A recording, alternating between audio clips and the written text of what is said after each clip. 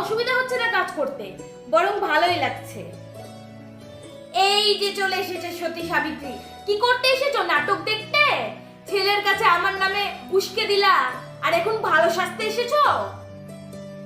কি বলছেন মা আপনি? মা, তুমি এসব কি বলছো? চুপ কর তুই বউয়ের চামচা।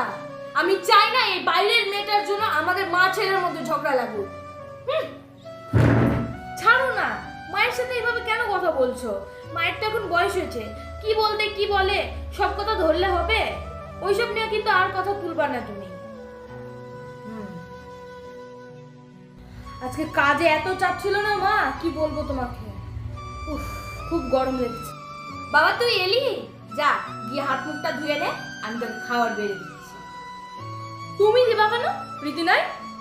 দেখ না ঘরে শুয়ে আছে মনে হয়, কোনো জ্ঞান আছে বল? বর কাছ থেকে এসেছে, খেতে